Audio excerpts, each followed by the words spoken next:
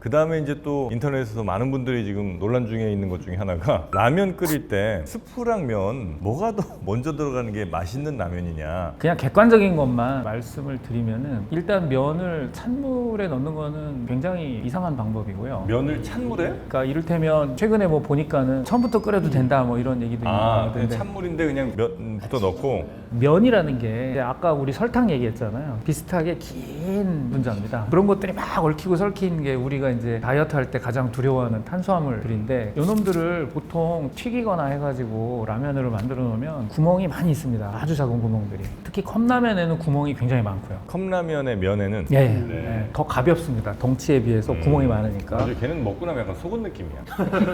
네, 안타깝습니다. 그 구멍이 있는 것이 이제 굉장히 도움을 많이 주는데 컵라면 같은 경우에는 빨리 익는 데 도움이 됩니다. 일반 라면은 그보다 구멍이 적고요. 근데 그 구멍이라는 게 굉장히 작기 때문에 물이 차가우면은 표면 장력이라는 게 있어가지고 이 안에 세세하게 스며 들어가기는 어렵습니다. 찬물에서는.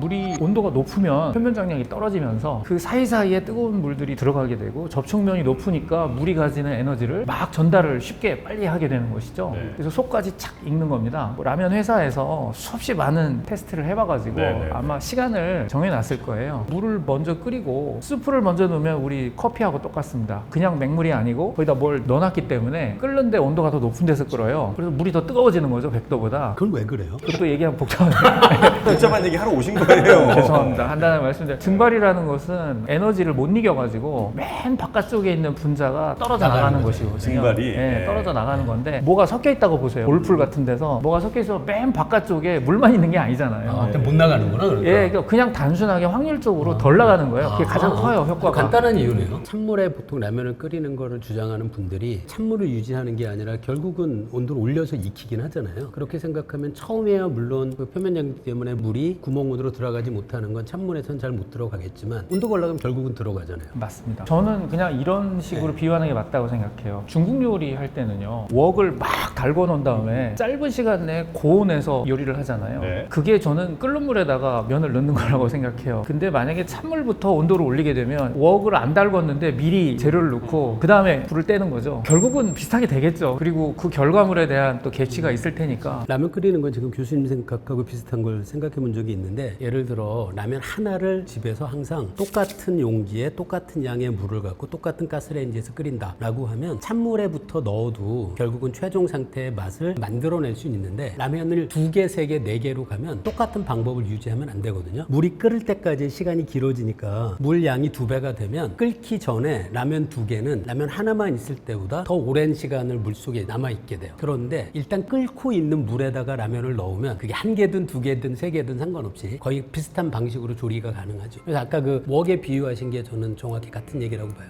끓는 물에 몇 분이라는 얘기가 있지만 거기에 명확하게 뭐 2개, 3개, 4개일 때 어떻게 하라는 얘기는 없거든요. 만약에 찬물부터 끓이는 조건을 한다고 하면 찬물의 처음 시작 온도는 어때야 되고 2개를 끓일 때와 3개를 끓일 때가 똑같은 방식으로 하면 똑같은 맛을 만들어내기는 어렵다고 봐요. 그래서 끓는 물에 넣죠. 대량으로 끓여 먹는 거 경험이 별로 없으신 것 같은데 공사장에 한번 알바 갔다가 10명이서 한 30개 끓여 먹는 걸 먹어봤거든요. 이제 큰 냄비에 끓입니다. 물 끓는 데가 진짜 오래 기다려요. 끓으면 그다음부터 이제 막 스프 막 때려놓고 면 넣고 막 이러거든요. 근데 이제 귀찮으니까 다 미리 봉지를 뜯어놓고 일제히 딱 투하해줘야 되잖아요. 아저씨들 그냥 다 똑같아 뭐 이러면서 이제 끓는데 봉지 하나 뜯어서 라면 넣고 그다음에 타다다닥 스프 틀어갖고 또 넣어요. 그걸 30개를 그렇게 하고 있어요. 그럼 어떻게 되냐면 나중에는 끓으면서 이제 면들이 막 이렇게 올라오고 위아래로 막 이렇게 되잖아요. 가에 있는 면부터 먹으면 대충 또 맞아요, 그게.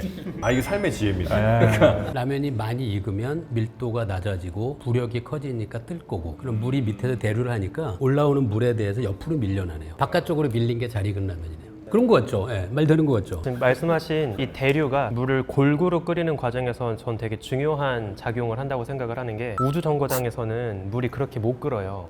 물은 참 어떻게 끓여서 우주에는? 문제가 뭐냐면 아, 기압도 그렇구나. 중력이 낮고, 없구나. 그렇죠. 뭔가 더 쉽게 낮은 온도에서 끓지 않을까라고 생각을 하는데, 문제가 골고루 대류가 안 돼요. 부력이란 게 없으니까. 왜냐면 그렇죠. 중력 자체가 중력이 없잖아요. 없어서 부력이 없죠. 그러네. 네, 그래서 실제 나사에서 실험했던 영상이 있는데 우주 정거장에서 끓이면 기포가 퍼지지도 않고 그냥 가라앉은 채로 그냥 성장만 하는 거예요. 기포가? 그러니까 기포가 뽀글뽀글 여러 개 생기는 게 아니라 다 합쳐져가지고 기포가 올라오는 게 부력 때문이거든요. 중력이 없으면은 부력이 없거든요. 그러네요. 거기서 수증기가 기체 상태가 맞아요. 된다고 네. 하더라도 가볍지 얘가 않은 그러네요. 거죠. 네. 그냥 거기 있네.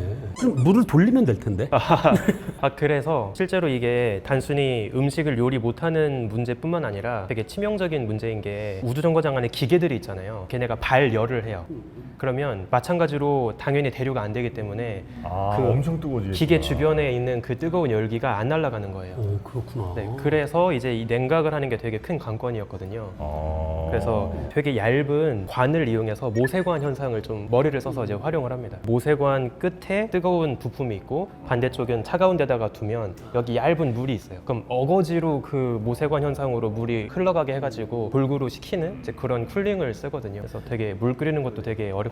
예를 들어 뜨거운 기계가 있어요. 우주선 내부에 달궈져요. 네, 안에 어쨌든 여기 공기는 있잖아요. 네 맞습니다. 그러면 열이 전달되면서 서서히 퍼지진 않아요? 엄청 느려요. 아, 그거 느려요? 네. 지구에서는 중력이라는 게 있으니까 상대적인 밀도 차이라는 게 가능하잖아요. 가볍고 무겁고란 개념 자체가 통하지가 않는 거죠. 우리가 너무 중력이 익숙해져가지고 네, 맞아요. 네. 기포가 생기면 물이 사실은 더 무겁기 때문에 물이 내리 눌러서 얘가 올라가는 건데. 맞습니다. 교수님도 라면 많이 드셨죠? 아, 엄청 먹었죠. 역대 드셔본 라면 중에 뭐가 제일 맛있습니까? 산에 올라가서 먹었던 거니까 맛은 없어요, 사실은. 근데 이제 힘들어서 맛있는 거고. 라면을 어떻게 끓이냐의 문제가 아니고 나의 상태의 문제인 거군요. 저는 그렇게 생각합니다. 배고프다라든가 다른 기분이라든가. 혹시 우리 지웅배님은 저는 어렸을 때부터 육개장 사발면을 제일 좋아했어요. 육개장 사발면? 네, 특히 그게 목욕을 한 직후라던가 아니면 뭐 수영장에 있다거나 이렇게 약간 몸이 젖어 있을 때 먹으면 좀 맛있더라고요. 아, 그래요? 처음 들어봤는데. 약간 몸이 좀 차가워서 그런지 따뜻하게. 네, 따뜻한 그거 아. 국물이랑 같이 먹었을 때 쾌감이 제일 좋았던 것 같아요. 혹시 교수님은요? 저는 교수님이랑 비슷한 것 같은데 고등학교 때쯤에 친구들이 한 10명 있는데 라면을 끓일 수 있는 냄비가 3개밖에 못 끓이는 거였어요. 한 젓가락 먹으면 또 다시 물 받고 또 끓여야 되거든요. 그렇게 해서 한 몇 시간을 10명이서 계속 먹는데 계속 먹어도 너무 맛있더라고요. 확실히 라면 자체보다는 말씀하신 것처럼 상황. 그 10대 청소년 남학생 10명이 3명밖에 못 끓이는 라면을 계속 먹을 때 그때가 제일 맛있습니다. 그렇습니다. 결국 이제 내가 그때 어땠냐, 뭐 거기 이제 제일 중요한 것 같네요, 라면 맛. 그런 것 같아요. 네. 또 갑자기 또 추억이 생각납니다. 중학교 때 라면 사 먹을 돈이 없었어요. 네, 도시락이 이제 차갑잖아요. 양은이라고 하나요? 양은 도시락에. 네. 그 있는 집 애들은 그 육개장 사발면 아주 그날 여기 증오합니다. 있는 집. 내가 갑자기 있는 집이 됐어요. 육개장 사발면을 그놈이 이렇게 맛있게 먹더라고요. 친구들이 이제 국물 좀 이렇게 주면 밤 적셔먹으면 맛있잖아요. 네, 그렇죠. 기가 막히죠. 아, 근데 그놈이 그 나쁜 놈 XX가 조금씩 버줬어요. 그때도 얼마나 그 표정이 아주 가증스럽던지. 그거 가지고 좋아요. 근데 버줄 때 젓가락으로 건더기를 싹 막아. 건더기가 원래 같이 따라 나오잖아요. 그 수수깡 같은 것들. 정말 참을 수 없는 거 아닙니까? 이건 사회가 좀 나서야 되는 것 같은데. 파 쪼가리, 뭐 조만한 무슨 어묵 그 썰은 거 이런 게 이제 한두 개 딱 건너오면 얼마나 친구 사이에 우애도 좋아지고 행복합니까? 그걸 막더라고요. 젓가락 이렇게 이 나쁜. 아이 지웅배 육개장 먹지 마요. 죄송합니다. 네, 라면 회사도 저희 PPL 부탁드리겠습니다. 네. 라면도 그렇고 저는 음식 같은 거 보면 냄새가 항상 저를 죽이는 것 같아요. 거의 냄새가 와, 이 뭐 칼국수집 옆에 지나갈 때 아니 전집 옆에 그런데 이렇게 옆에 싹 지나가면 고기 구울 때 뭐 이럴 때 가면 냄새로 이미 사람을 거의 반쯤 죽여놓는 것 같거든요.